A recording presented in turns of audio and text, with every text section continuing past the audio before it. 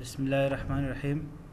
غواړو چې نن د پی ایچ پی په شروع کې موږ تاسې دا کوم پروجیکټ چې په نظر کې نیولی دی هغه د مې پر اساس باندې راځو د ټولو در مخه یو دانه یو ساده ویب ټمپلیټ په نظر کې نیسو او هغه معلومو چې کوم اټریبیوټس پکښې کې دي د هغه دپاره یو ډیټابیس جوړو. نو د ټولو در مخه ما دلته یو ټمپلیټ را ډاونلوډ کړی دی د لرن آی ټي په نامه سره. دغه ټمپلیټ باندې کار کوو. راځو د دې لپاره چې موږ تاسې دغه پروجیکټ کې موږ پی ایچ پی کار کوو نو د ټولو در مخه باید موږ راسو په ځم کې د خپل پروجیکټ کښېږدو.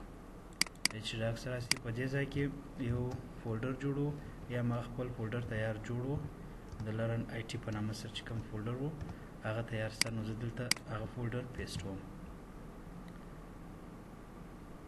دا زموږ د لرن آی ټي په نامه سره یو فولډر جوړ سو. اوس په دې ځای باندې که چیرې زه راسم دغه ټمپلیټ ما را ډاونلوډ کړي انډیکس صفحه هغه صفحې ته ویل کېږي چې هغه لومړۍ صفحه وي. انډیکس ډاټ ایچ ټي ایم ایل خلاصو. دغه زموږ اساسي هغه ټمپلیټ دی یا هغه مکمل کوم چې یو ډیزاین او طرحه د پی ایچ ټي ایم ایل او سی اس اس او جاوا سکرپټ کې یا په بوټسټراپ کې ټوله سرته رسېدل ده. دغه ټمپلیټ موږ غواړو چې خپل پروجیکټ ته راواړوو. نو د ټولو در مخه موږ راځو اول ګورو چې په دې ټمپلیټ کې څه شی شته. که چیرې راسو دلته مینو بار ته وګورو هوم دی، اباوټ دی، کورسز دی، پیج دی، بلاګ دی. نو موږ د دې څخه داسې مشاهده کوو چې کولی سو داسې یو ویب سایټ جوړ کړو چې په هغه کې په هوم کې مثال ټول معلومات د هغه کورس په باره کې فرض مثال د کورس نوم چې هر شی هغه ورته لیکو.